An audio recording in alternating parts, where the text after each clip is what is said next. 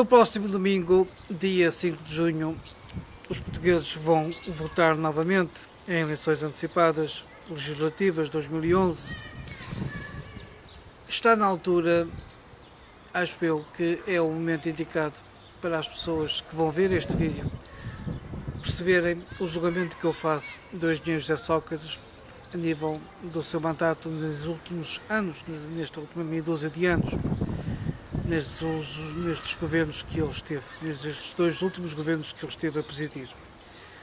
E não a nível da sua ação de política geral, não é isso que eu vou falar, mas sim sobre a política de transportes e mais especificamente sobre o transporte ferroviário e ainda mais especificamente sobre o TGV em Portugal.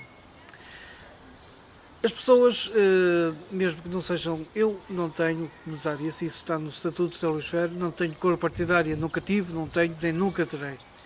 Portanto, não estou, ao criticar severamente o Partido Socialista, como vou criticar neste vídeo, não estou colado a outra imagem do PSD ou do CDS ou de outros partidos, não. Fui, sei e serei sempre isento nessa matéria. Mas o PS não pode passar incólume sem levar uma grande crítica da minha parte sobre aquilo que fez, sobre aquilo que muito mal fez a nível ferroviário no nosso país, a nível especificamente do TGV, como disse. Muitas pessoas podem pensar, mesmo até que não estejam ligadas aos partidos políticos, mas que estejam atentos à atualidade nacional, o PS e os engenheiros José Sócrates falou durante muito tempo, muitas vezes, é o paladino do TGV em Portugal e ele é o homem que mais defende o TGV em Portugal.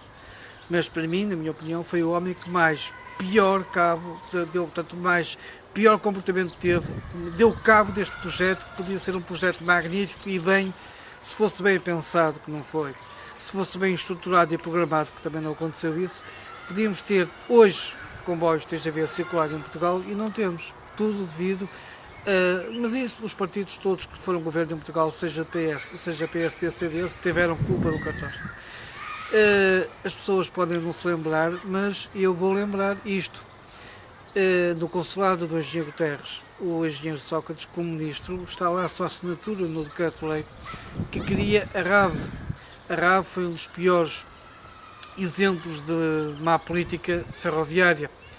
É preciso perceber o seguinte, a nível da grande velocidade ferroviária na Europa, especialmente em França, onde tudo começou em termos europeus, existe a SNCF, que é igual à CP em Portugal.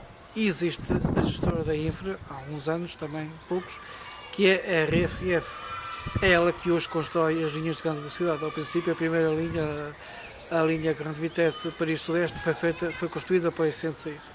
Agora as últimas estão a ser construídas pela RFF. E muito bem. Em Espanha, que são os dois exemplos, França e Espanha, que estão aqui ao nosso lado, nós só tínhamos que ver aquilo que os outros fizeram e não inventar como o Partido Socialista inventou.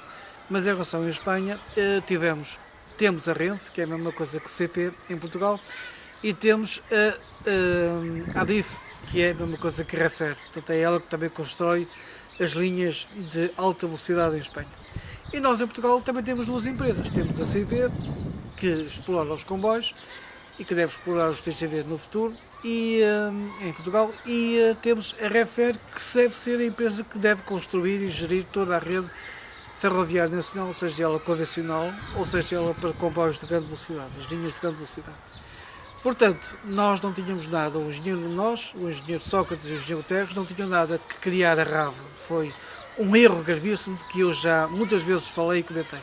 Portanto, um homem que mais defendeu o TGV em Portugal começou logo pelo caminho errado, criando a RAV. Era a RFR que devia... na prática é isso que acontece, porque a RAV é apenas um apêndice muito mal construído, muito mal gerido, gerido nessa função. Não estou a dizer que as pessoas que estão lá, porque as pessoas que estão à frente da RAV são as pessoas da RFR. Portanto, é um apêndice muito mal nascido, vamos assim dizer, é isso que eu queria referir. Agora, aliás, isso ainda hoje existe, a RAV, está previsto que ela desaparecer e que seja tudo feito pela RFR, como na prática acontece.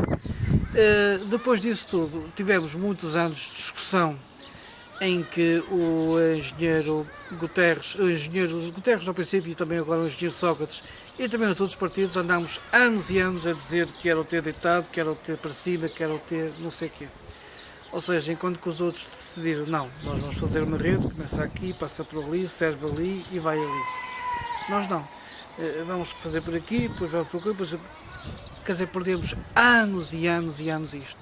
É preciso perceber que quanto mais tarde se faz, mais caro vai custar e mais tarde, e mais caro fica todo o projeto, seja a nível de material circulante, seja a nível de infraestrutura, justamente aí que é onde os investimentos são mais pesados. Portanto, eu queria dizer a todas as pessoas que estão a ver este vídeo que o engenheiro Guterres é réu e o engenheiro Sócrates, os dois, eu não me esqueço do engenheiro Guterres porque foi ele o homem que fez criar a RAV, era o primeiro-ministro na altura, mas o engenheiro Sócrates e antes dele, quer Durão Barroso e Santana Lopes, que foram governo, também podiam ter eliminado a RAV e não o fizeram. Portanto, estes três partidos, todos eles, PS, PSD e CDS, estes três partidos são réus em matéria de grande velocidade ferroviária em Portugal. Nós hoje temos muita discussão e aquilo que eu queria dizer é que, também para terminar este vídeo, é que nós, no nosso país, não é de agora, desde há 150 anos que assim pensamos. O caminho de ferro é fundamental no nosso país, mas tem sido muito maltratado. Quando em 1856 se criou e se inaugurou a primeira linha férrea, havia muitas pessoas que não queriam um comboio, porque diziam que era uma coisa que não necessitávamos, que ia fazer muitas transformações sociológicas no país, a nível dos costumes, a nível dos hábitos, a nível do comércio e tudo isso.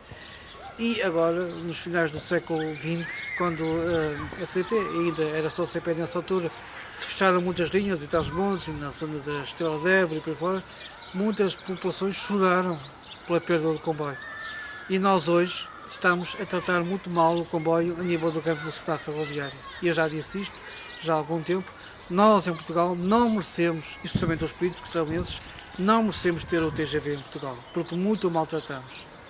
Isto é específico, é complexo, fazer o TGV em Portugal, mas podia ter sido construído, se fosse feito, aliás, como eu já disse, no projeto que fiz já há bastantes anos, se fosse feito, concebido e projetado como deve ser, não é nos últimos 2, 3 anos, mas sim nos últimos 10, 15 anos, feito como deve ser, nós hoje tínhamos uma rede que não é muito grande, que se encaixava perfeitamente com a rede espanhola, que está a ser construída aí a grande ritmo, e hoje tínhamos TGV a circular em Portugal.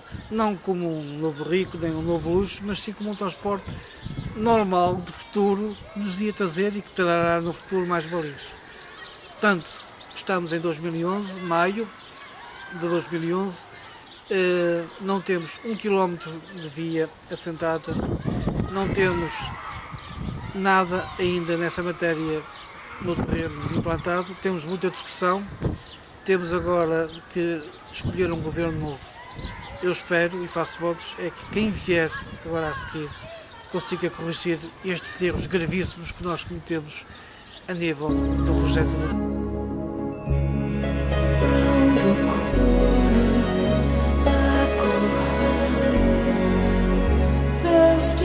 talking whether or not we